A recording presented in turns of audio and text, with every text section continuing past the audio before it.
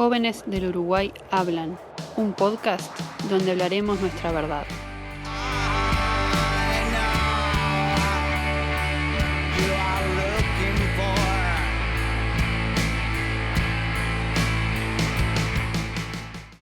A veces duele la sombra de la madre, la sombra de la luna.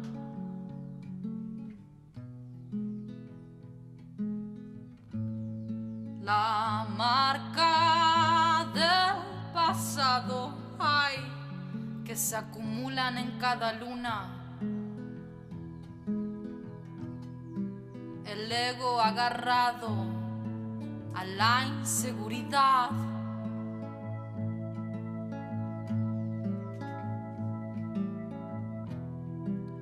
Pienso que soy mucho para después ser poquito. Un bichito chiquitito en un mundo de gigantes y mucho ruido y palabras agobiantes.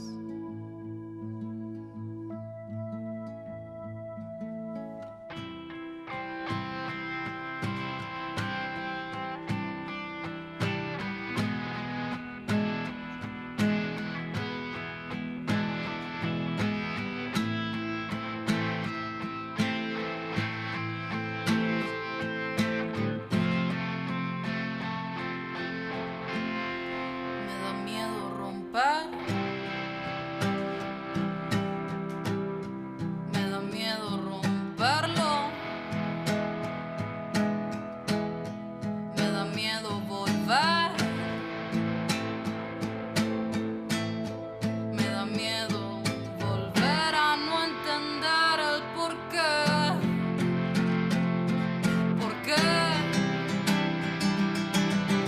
Después de tanto aprender, poder volver a caer.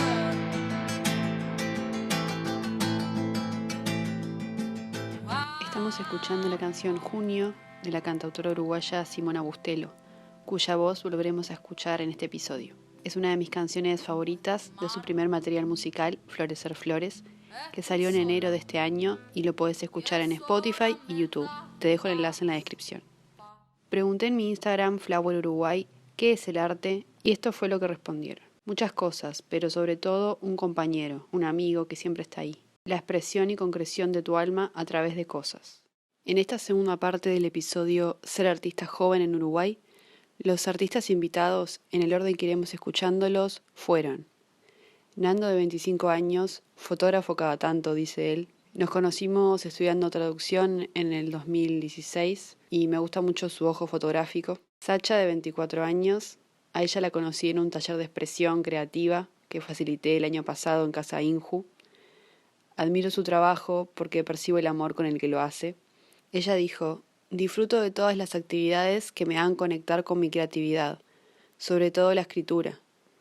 Tengo un proyecto de encuadernación artesanal donde diseño y hago papelería a mano con la fiel convicción de que los cuadernos son ese espacio íntimo donde las personas pueden darse el tiempo de habitar el presente.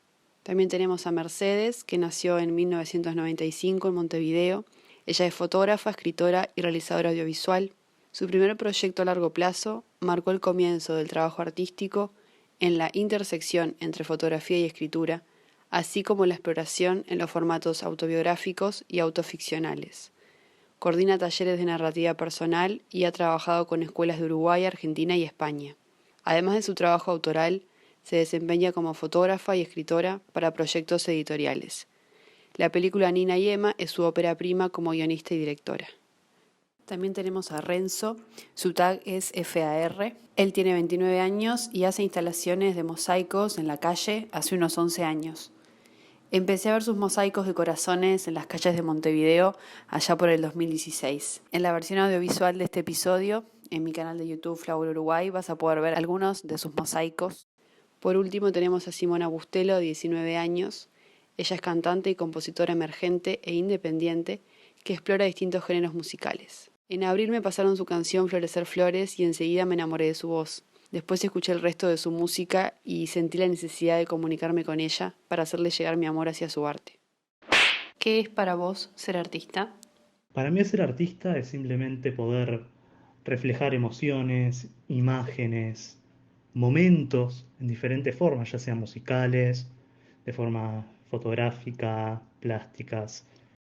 Creo que la pregunta de qué es ser artista es casi tan difícil de responder como la pregunta de qué es el arte, ¿no? Son como preguntas así muy grandes que no sé si tengo la respuesta para eso. Lo que sí creo o opino como en este momento de mi vida, que siento que ser artista tiene que ver con dos grandes cosas, ¿no? Una, siento que es como una forma de ver el mundo, como una forma de conectarse con las cosas que te rodean, que tiene mucho que ver con la curiosidad, que tiene mucho que ver con la observación, con realmente estar como habitando los lugares que habitas, los espacios, las cosas que conoces desde un lugar de curiosidad y de interés en aprender, en descubrir, en los colores, las formas. Siento que tiene mucho que ver con cómo absorbes tu alrededor, y eso es como una actitud con la que vas a todos los lugares a los que vayas. Y después la otra parte siento que tiene que ver con la creación, con, bueno, transformar todo eso que vas absorbiendo con tus sentidos y a través de las cosas que te pasan, las cosas que te cuentan, poder transformarlo en algo, en lo que sea, poder transformarlo en un texto, poder transformarlo en algo de arte plástica, poder transformarlo en un objeto, poder transformarlo en una prenda de ropa. Siento que tiene que ver con poder como absorber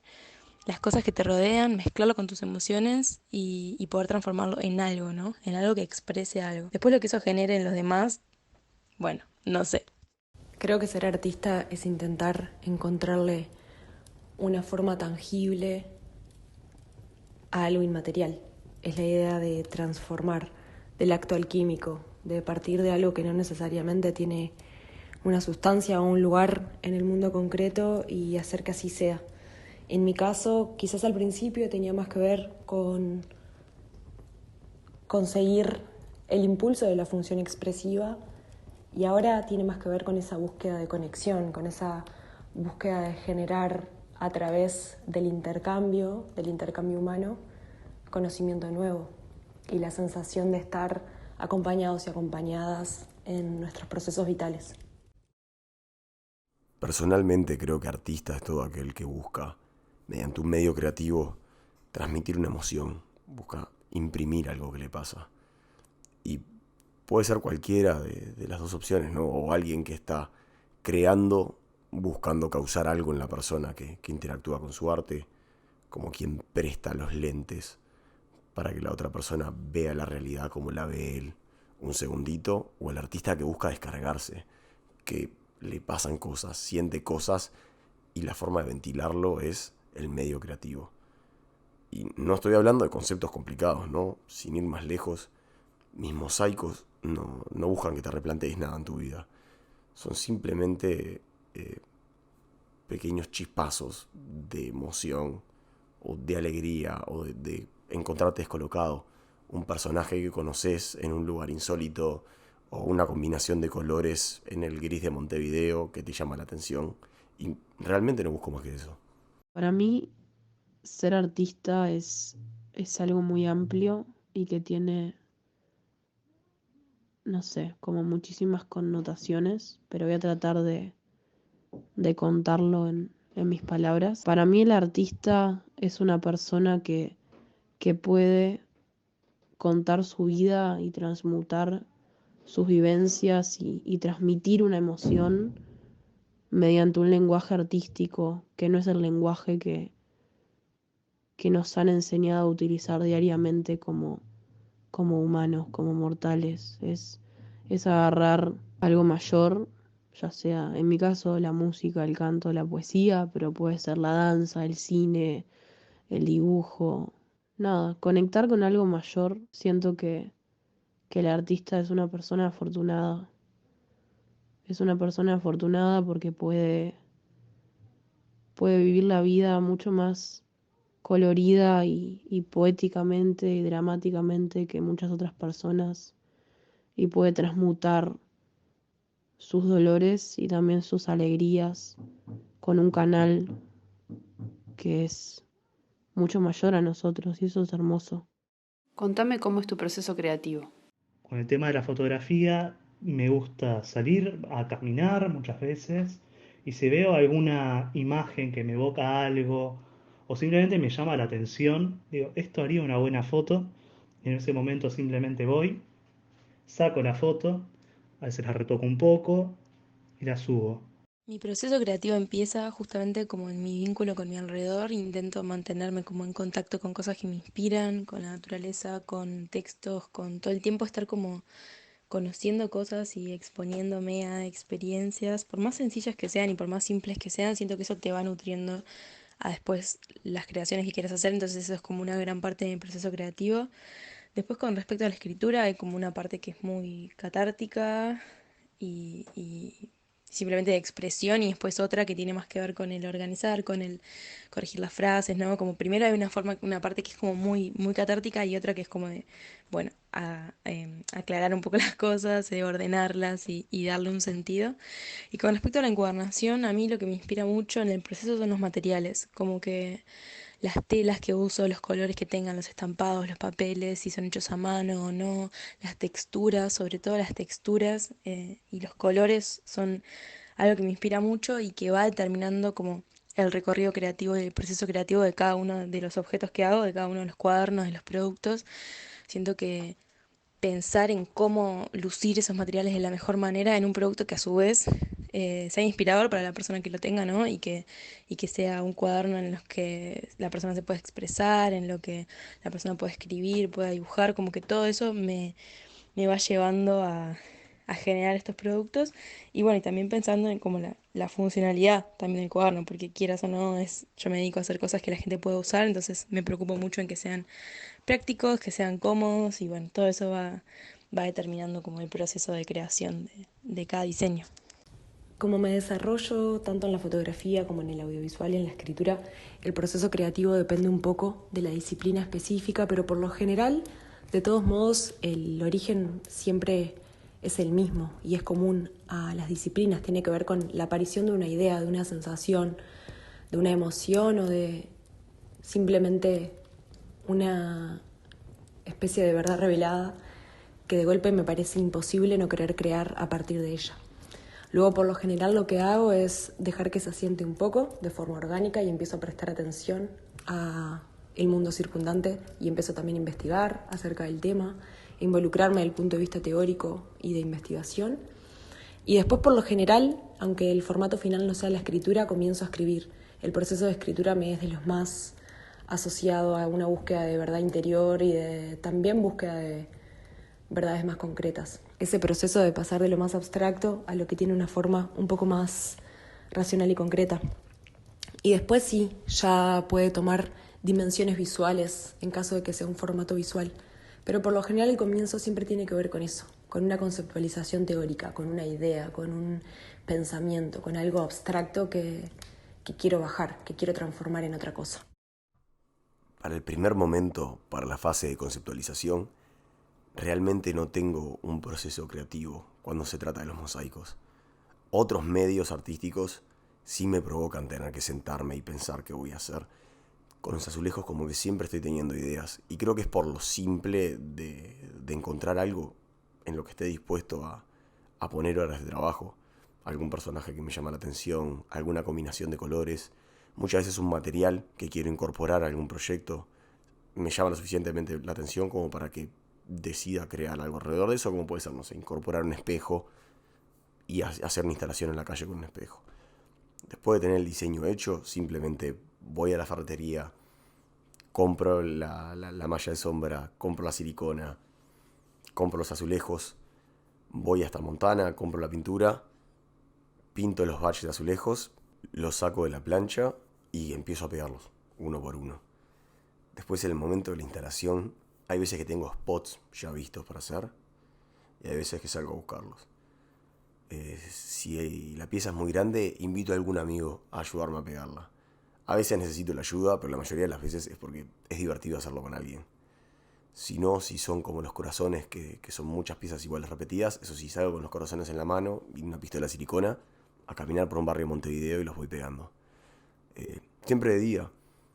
Al ser instalaciones y no tener la violencia de la lata de pintura, que es lo que la gente creo que rechaza, los puedo pegar en pleno día, siempre en paredes que ya estén pintadas o pido permiso para hacerlo.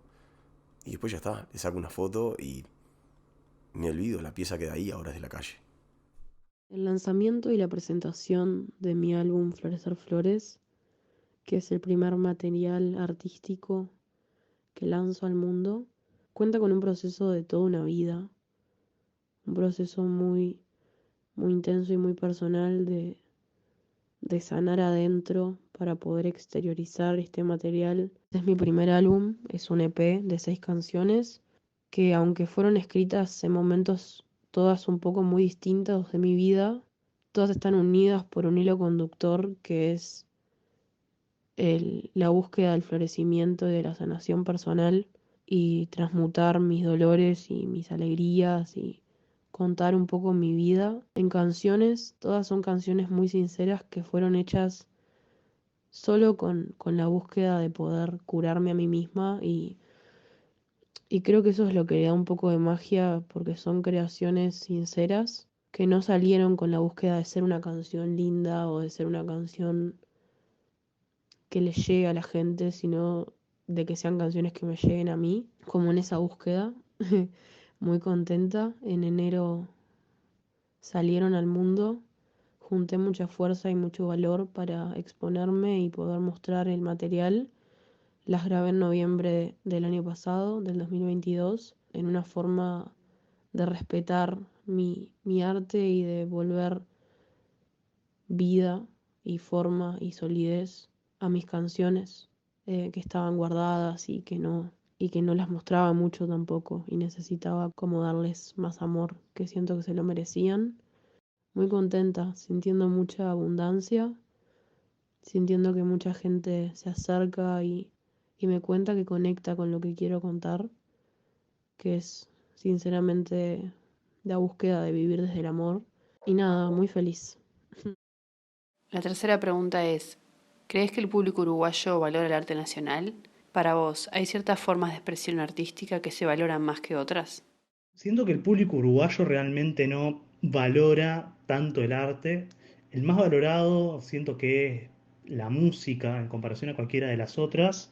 Tiene como más público, más presencia, a pesar de que tampoco es demasiada, si vamos al caso. Desde mi punto de vista, basado simplemente en una sensación, en una apreciación bastante general, creo que sí, el público uruguayo valora el arte nacional. Creo que estamos también en momentos en donde lo expresivo empieza a cobrar otras dimensiones, donde lo expresivo pasa a ser realmente político, realmente social, que es siempre en realidad, pero que en momentos en donde hay crisis y donde hay cambios de paradigma y donde están pasando a nivel concreto, como pasa ahora, cosas que nos ocupan como ciudadanos, como ciudadanas, también el arte se vuelve una vía mucho más amena, mucho más agradable y mucho más sensible para conectar con eso, y creo que con ese tipo de arte el público uruguayo conecta muchísimo. Al mismo tiempo me parece que todo lo que tiene que ver con la música es una de las expresiones que realmente acá valoramos más. No sé si llegué a ser artista, creo que siempre es un poco incómodo pensarlo así, porque por lo menos en mi caso el deseo de expresión y el deseo de transformar algo que existe en mí en algo que pueda ser compartido existe desde siempre, desde muy niña. También la verdad es que desde muy niña ya me había empezado a interesar en aprender y en estudiar sobre todo escritura, a lo cual ya en la adolescencia me aboqué de manera un poco más formal, así como también en fotografía. Y luego más adelante hice una carrera universitaria que tenía mucho que ver también con la creación artística. De todos modos, creo que parte de la formación tiene que ver con esa apertura a que todo puede ser un aprendizaje, y en ese sentido me considero una gran autodidacta también. Así que sería una combinación de las dos cosas. Creo que el ser artista tiene que ver con esas dos cosas también, con la intersección entre el oficio y el sentimiento, con la idea de poder cultivar lo que se precisa a nivel técnico, a nivel concreto, con las habilidades que se requiere dependiendo cada disciplina, para poder después trasladar aquello que se siente, aquello que se piensa, aquella misión en la cual nos queremos embarcar, que puede ser de índoles obviamente muy diversos. Por lo menos esa es la manera que tengo yo de vivirlo, y también me interesa desarticular un poco también la idea de el artista como en un lugar enaltecido, como si no fuera también otra profesión, otra ocupación a la cual podemos dedicarnos. Creo que en ese sentido es como mucho más sano también verlo así, porque nos permite a quienes creamos crear con la libertad de quienes estamos experimentando también. Creo que es una idea como bastante liberadora. Bien, voy a separar la pregunta en dos partes. La primera sobre el valor del arte nacional. A mí me parece que el uruguayo tiene un problema para valorar el arte en sí. Separemos las artes escénicas. Yo no formo parte de ese rubro y no sé cómo el público uruguayo interactúa con los cantantes, la gente que hace teatro, la gente que hace danza. Pero a nivel de las artes visuales, creo que el uruguayo puede conceptualmente apreciar algo, pero no tiene el involucramiento con el arte ni le da un valor. O sea, no está dispuesto a ir a un museo quizás a ver un artista o salir a ver qué hay en la escena nacional o internacional y mucho menos hacer una inversión en una pieza de arte. Creo que el uruguayo a nivel monetario le da muy poco valor al trabajo de los artistas. Y después, si hay ciertas formas de expresión artística que se valoran más que otras, bueno, creo que el ejemplo clarísimo está en la calle. La diferenciación entre la gente que hace muralismo o instalaciones como yo contra la gente que sale con una lata de spray a hacer algo en la pared. Mientras que creo que la gente que hace con spray, incluso cuando yo hacía, tenía que estar como más oculto. La gente le violenta ya ver la lata, cree que ya estás haciendo algo indebido o algo que está mal, o simplemente le da otro peso a lo que vayas a poner en la pared, contra que si tuvieras una brocha hicieras lo mismo.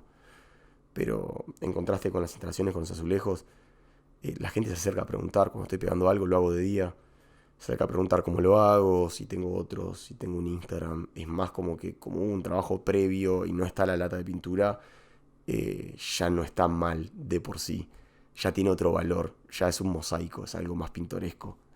Yo creo que al uruguayo en sí le cuesta mucho salir de los parámetros de lo convencional y de lo establecido. En cuanto a la música, cuesta mucho que la gente se abra a escuchar cosas nuevas, que la gente impulse y también le dé lugar a los artistas nuevos, a los artistas emergentes. Cuesta, al mundo en sí, creo, nos cuesta salir un poco de lo que nos muestran que hay y buscar por nuestros propios medios otras informaciones, más en un mundo comercializado que te muestra mucho arte que tiene mensajes sumamente dañinos y superficiales para uno. El uruguayo se queda un poco varado en el rock nacional y en No te va a gustar y La Vela Puerca, aunque los respeto y también los escucho y me parecen artistas hermosos, no es su culpa, pero estamos un poco como trancados ahí. Entiendo que hay formatos, hay, no sé, ramas del arte, por ejemplo, que la música siento que es más mainstream, tipo, está más en todos lados, es más escuchable, es más como masiva la música, es pegadiza, la escuchas en el súper, en cualquier lado. La pintura, por ejemplo, es algo que a nivel masivo uruguayo tenemos poca, siento que tenemos poca, también a nivel de educación, en los institutos educativos, y etcétera, como poca estimulación en cuanto a ser humanos artistas, porque también no se da lugar, no se le da al artista en este país un lugar digno tampoco, en cuanto a lo monetario ni al respeto un poco. Siento que es más desde las figuras antiguas. Mi nueva generación y otras generaciones que vienen un poco antes de nosotros, creo que nos estamos abriendo un poco más a que esto se rompa. Pero bueno, es un camino un poco complejo. Podría hablar mucho tiempo de esto, pero nada, ahí vamos. Cuesta a veces siendo músico que al tocar, que estás trabajando para un lugar, te respeten, que te paguen, que entiendan que vos, aunque te encanta lo que estás haciendo, ser músico no es ser un vago. Estás laburando y sentarme en mi cama, en mi cuarto a componer es laburar. No tengo por qué estar en una oficina estresada y sufriendo para estar trabajando. Y también siendo músico te estresas y sufrís. O sea, es un mundo complejo, pero ahí vamos. Porque nos gusta y porque hay que romper con los esquemas. La cuarta pregunta es, ¿cómo llegaste a ser artista? ¿Te formaste académicamente o sos autodidacta? Aparte de que dibujo desde que soy chico y todas esas cosas, en el área de la fotografía, vengo de una familia que mi padre es fotógrafo, mi hermana mayor es fotógrafa también, y ahí como que simplemente me llamó la atención y arranqué. Cada tanto le pedía la cámara prestada a mi padre, usaba el teléfono, y todo eso de forma completamente autodidacta, tal vez con algún consejo de mi viejo o de mi hermana. No sé si se llega a ser artista o si es como una forma de vivir, ¿no? Y como de eso, de interactuar con el ambiente y de crear y estar en constante creación y movimiento. Entonces, yo no siento que haya habido un momento en el que, bueno, a partir de acá yo soy esto. Em, yo siempre fui una persona muy curiosa, entonces me he formado como en diferentes cuestiones. Hice muchos años la escuela de música, estudié, bueno, obviamente en encuadernación. Después en la escritura me formé bastante autodidacta, pero en verdad también hago un montón de cursos, de talleres. Entonces es como que me he formado en muchas cosas diferentes porque justamente soy muy curiosa y me encanta estar siempre conociendo cosas nuevas. No creo que ninguna de esas cosas me haya hecho artista, sino que bueno, es como la combinación y esa curiosidad y después transformar esas cosas en algo, ¿no? No sé si llegué a ser artista, creo que siempre es un poco incómodo pensarlo así, porque por lo menos en mi caso el deseo de expresión y el deseo de transformar algo que existe en mí en algo que pueda ser compartido existe desde siempre, desde muy niña. También la verdad es que desde muy niña ya me había empezado a interesar en aprender y en estudiar sobre todo escritura, a lo cual ya en la adolescencia me aboqué de manera un poco más formal, así como también en fotografía. Y luego más adelante hice una carrera universitaria que tenía mucho que ver también con la creación artística. De todos modos, creo que parte de la formación tiene que ver con esa apertura a que todo puede ser un aprendizaje y en ese sentido me considero una gran autodidacta también. Así que sería una combinación de las dos cosas. Creo que el ser artista tiene que ver con esas dos cosas también, con la intersección entre el oficio y el sentimiento, con la idea de poder cultivar lo que se precisa a nivel técnico, a nivel concreto, con las habilidades que se requiere dependiendo cada disciplina, para poder después trasladar aquello que se siente, aquello que se piensa, aquella misión en la cual nos queremos embarcar, que puede ser de índoles obviamente muy diversos. Por lo menos esa es la manera que tengo yo de vivirlo y también me interesa desarticular un poco también la idea de el artista como en un lugar enaltecido, como si no fuera también otra profesión, otra ocupación a la cual podemos dedicarnos. Creo que en ese sentido es como mucho más sano también verlo así porque nos permite a quienes creamos crear con la libertad de quienes estamos experimentando también. Creo que es una idea como bastante liberadora. Siempre tuve mis tendencias artísticas, desde que tengo memoria. O sea, lo primero que agarré fue el dibujo, que es lo que uno tiene más a mano. Pero pasa que en mi casa, mi abuelo, mi madre, manejaban una variedad de medios artísticos plásticos y tradicionales, que bueno, ellos los hacían para ellos, obviamente, pero como que siempre estuve expuesto a cerámica, de escultura, pintura tradicional. Entonces como que nunca me faltaron ganas y siempre se estimuló. Pero con respecto a las intervenciones en la calle, empecé en la época de que era más popular hacer skate, grafitear en la calle, escuchar rap, ese tipo de cosas. Y ahí agarré la lata por primera vez. Me influyó mucho Banksy, obviamente. Empecé a salir a la calle de verdad con esténciles y una lata de pintura cuando él estaba en su auge. Creo que un montón de artistas que hacen cosas en la calle hoy en día en Montevideo nacen ahí. Pero bueno, consumía todo lo que era de Banksy, ¿no? Libros, piezas, páginas de internet, entre ellos la película Exit Through the Bishop, donde muestran un poco la historia del desarrollo del arte en el temprano, en los 2000. Y uno de los artistas, el primero que muestran es Invader, que hace mosaicos en Francia con azulejos. Y enseguida capta mi atención, tipo, ¿cómo haría yo para hacer esto? Y ahí fue todo como un proceso autodidacta, así, de ir descifrando cómo podía hacer para pegar todos los azulejos juntos, para instalarlos en la calle, para pintarlos y que no se despinten. Como que nunca tomé para ninguno de los medios una capacitación artística formal. Simplemente fueron instancias donde tenía que ir improvisando y viendo cómo salían las cosas y aprendiendo de los errores. No sé cómo contarlo, pero De muy niña siempre se me estimuló en mi casa la creatividad y me estimularon mis viejos a danzar, a ir a clases de danza. Siempre fue una estimulación libre porque siempre yo lo pedí, nunca me obligaron a hacer algo, pero sí me mostraron como muchos mundos creativos. Fui a clases de canto desde muy niña también y creo que se llega a ser artista de una manera natural. No se puede forzar el ser artista. O sos artista o no lo sos. Capaz sí se puede trabajar con el tiempo, pero yo en el momento en el que canté y conecté con el más allá y sentí que era como un canal re de sanación el canto para mí, me di cuenta de que eso es ser artista. No es tanto la técnica o el cantar. Podés cantar muy hermoso y simplemente no ser un artista. Yo creo que a algunos el universo nos regala la posibilidad de conectar y de que la gente sienta esa conexión, de que alguna gente, porque hay gente que no, pero de que cierta gente sienta la conexión que sentimos con nuestro arte. Y eso es un poco ser artista para mí. Después, en cuanto a mi formación técnica, sí, estudio canto desde los 9 años, casi toda una vida estudiando. Primero de una manera más libre, más de la interpretación, y ahora hace como 4 años desde una manera más técnica. Y estoy estudiando en el Conservatorio Sur la carrera de músico profesional, así que ahí voy, especializándome de a poco. ¿Qué le dirías a alguien que está estudiando alguna formación artística? Ya sea actuación, arte plástico, música, danza, etcétera. Cualquiera que sea, no dejes que te tiren abajo, digan esto no te va a dar plata. Tristemente es una realidad, pero si querés hacerlo, hacelo porque te evoca algo, te hace sentir algo.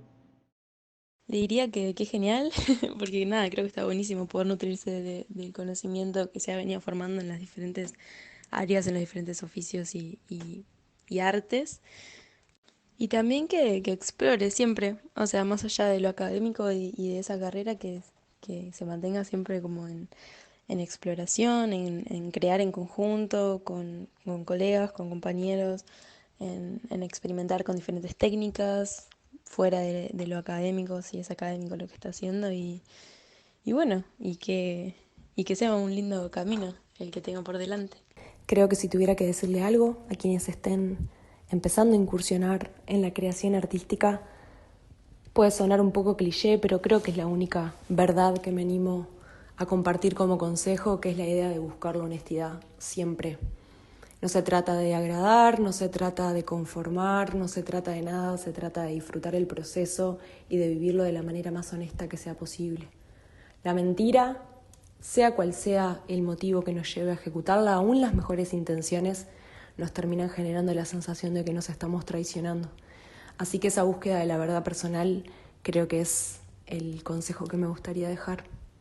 Y decirlo es lo más fácil, porque después a la hora de llevarlo a cabo, como humanos, como humanas que somos, tenemos un montón de miedos en el medio, un montón de deseo de que nos acepten, de que nos quieran, que es una cosa muy humana también y es importante por eso trabajar lo personal par a par con la creación artística. En el proceso creativo ponemos de manifiesto también todos nuestros mecanismos más internos y cuanto más trabajado lo tengamos, más libres vamos a ser a la hora de expresarnos. Me cuesta un poco pensar qué le puedo recomendar yo a una persona que está estudiando un medio artístico de forma profesional. Como que mi objetivo siempre fue ser ingeniero. Soy de esas personas que empezó a hacer arte porque solo podía hacer eso, porque necesitaba expresarse de alguna forma y encontré los azulejos o las latas de pintura como forma de descargarme. Sí he tenido que hacer trabajos por comisión o a veces para una muestra y me he dado cuenta de la diferencia que hay, mismo de entusiasmo, en un proyecto que uno desarrolla de forma personal y por iniciativa propia contra algo que tiene una pauta, que tiene una fecha límite. Así que me pregunto si profesionalmente los artistas se enfrentan el día a día como yo enfrento los trabajos por comisión o las muestras. Y si es así, nada, los invito a embarcarse en proyectos personales, a tirarse al agua con cosas, a probar cosas nuevas y como que reencontrarse con esa identidad artística que uno tendría independientemente de qué es lo que le dé de comer. Yo le diría a la gente que está pensando en dedicarse al arte o que ya se dedica al arte, que confíe, que no mire tanto para el costado si es posible. A mí me está pasando que me doy cuenta de que lo hago, de que me tiro a esta piscina de dedicarme al arte y a la música porque me llena tanto jugármela por lo que amo, que no hay cosa más linda que vivir todos tus días sintiendo que estás haciendo algo que amás y que encima estás dándole arte y amor al mundo. Así que eso, mi mensaje para quien lo esté escuchando es que estamos juntos, estamos juntas, hagámoslo, confiemos, creemos, a este mundo le falta mucho amor y está bueno eso, impulsar la creatividad y, y jugárnosla por lo que queremos, hagámoslo. Quiero agradecer a todos los que participaron en este episodio y para cerrar quisiera compartirte uno de los relatos que está incluido en mi libro autopublicado Floreciendo, que también puedes encontrarlo en la versión audiovisual en mi canal de YouTube Flower Uruguay, que se llama Valiente. La estación favorita de Alex había comenzado. Las hojas de los árboles empezaban a caerse dejando rastros de hojarasca sobre los que él caminaba cuando se topaba con uno de ellos en las veredas de la ciudad. Haciendo memoria se dio cuenta de que desde una edad bastante temprana había preferido las estaciones más frías, como el otoño y el invierno, en lugar de la primavera y el verano. A este último le tenía bastante rechazo, no solo porque padecía el calor más que otros hombres, sino porque tenía que llevar ropa que dejaba su cuerpo más expuesto, y esto le resultaba muy incómodo. Lo único que le agradaba del verano era poder sumergirse en las aguas frescas de la playa. Estando en el agua, podía recibir el beneficio del alivio que suponía para su cuerpo acalorado, además de poder estar oculto ante los ojos de los demás. Mientras estaba sumergido, nadie podía ver su torso desnudo ni sus piernas expuestas. Él nunca se había cuestionado por qué tenía esas inseguridades con su cuerpo, por qué se sentía desprotegido al llevar menos ropa, o por qué le costaba tanto que lo vieran casi desnudo. Pero en ese verano que acababa de llegar a su fin, pudo entenderlo todo. Alex había lidiado con la ansiedad durante tantos años que no recordaba un momento de su vida en el que no lo hubiera sentido.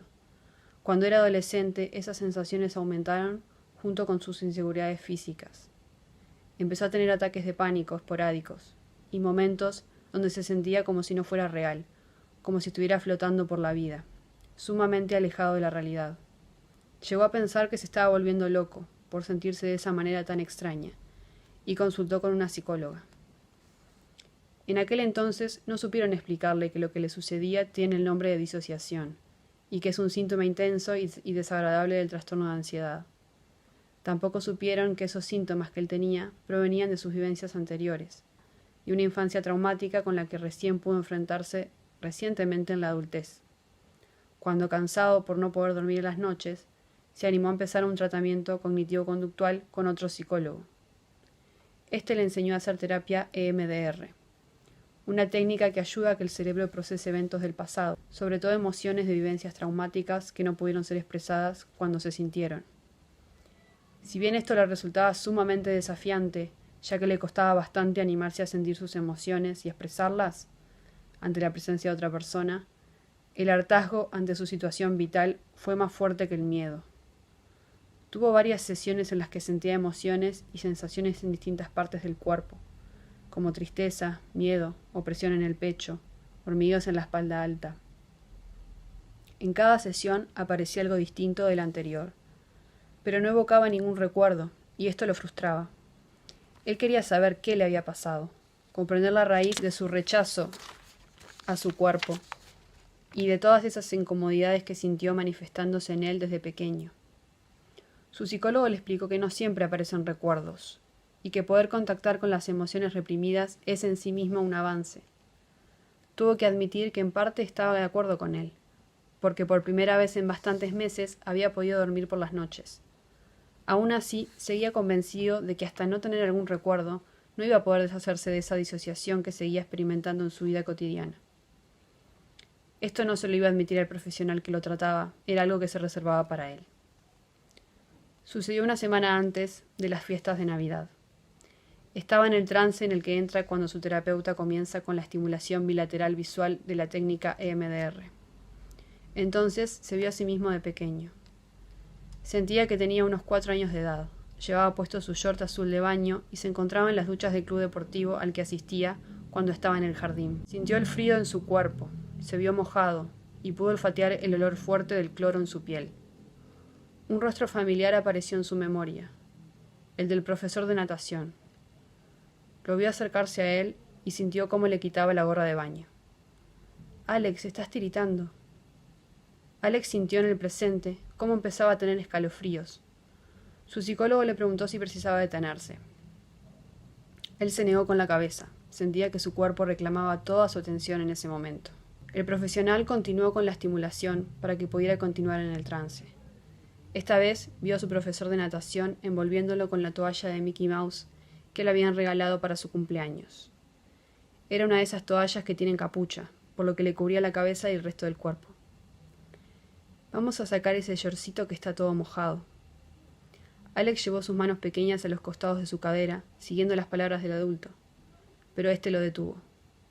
«No, quédate quietito, lo hago yo».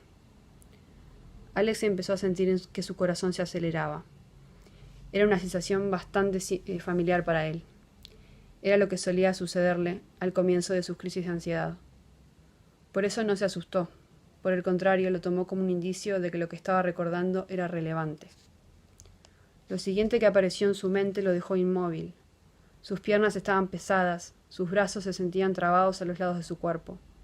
Vio las manos del adulto tomando la punta de la toalla de Mickey para secarle sus genitales. Alex sintió una sensación nauseabunda en la boca de su estómago. Justo en ese momento le dio una puntada en la zona de la pelvis y una sensación de oscuridad abrumadora lo invadió. No vio cómo aquel adulto soltaba la toalla para manosearlo, sino que lo sintió en su cuerpo de 26 años de edad. Lo percibió en la sensación nauseabunda que invadía su estómago, en la necesidad de salir corriendo, su corazón en el pecho latiendo rapidísimo y la incapacidad de poder hacerlo. Sus extremidades estaban congeladas. No se había dado cuenta, pero estaba llorando. Primero le cayeron un par de lágrimas, y luego brotó de su pecho un llanto desgarrador, a moco tendido, con la cara toda arrugada y el pecho agitado. Un llanto que sería el primero de otros de ese estilo, y que pronto aprendería a transitarlos cuando le aparecieran en los meses siguientes. Era un llanto que no había podido expresar cuando tenía 4 años y fue abusado sexualmente. Ahí había quedado en su cuerpo esa emoción de miedo, esperando a que él pudiera conectarse lo suficiente y darle un espacio seguro para que pudiera manifestarse. Esa Navidad fue difícil. Se sintió particularmente triste. Veía a sus primos pequeños abriendo sus regalitos y no podía evitar ponerse a llorar. Al verlos temía por su seguridad. Observaba lo vulnerables que eran, lo inocentes que se veían. Eso lo ayudó a empezar a sentir algo hacia sí mismo que era nuevo, compasión. A través de ello se conectó con su versión del mismo y con lo vulnerable e inocente que era cuando fue violentado. Se abrazó en el piso del baño en el que se había escondido para llorar desconsoladamente, como lo había hecho en aquella consulta con su terapeuta.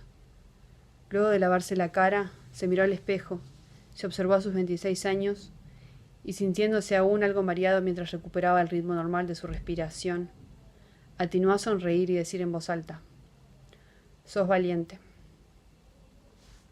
Algo sorprendente sucedió cuando se fue de vacaciones en las primeras semanas de febrero. Al estar en la playa con sus familiares, se dio cuenta de que ya no se sentía incómodo al tener su torso desnudo. Además, al ver otros jóvenes de su edad, por primera vez no se sintió más pequeño que ellos, sino que se percibió como un hombre más. Esta revelación lo emocionó al punto de que se le empañaron los ojos de lágrimas. Si bien los ataques de llanto y otros síntomas de ansiedad persistían en su vida, estaba más presente. La disociación disminuyó considerablemente, y en su ausencia, pudo disfrutar más de los momentos bellos que antes le resultaban tan distantes. Por primera vez, luego de muchos años, sentía que estaba vivo y no meramente existiendo. Sigamos hablando nuestra verdad. Hasta el próximo episodio.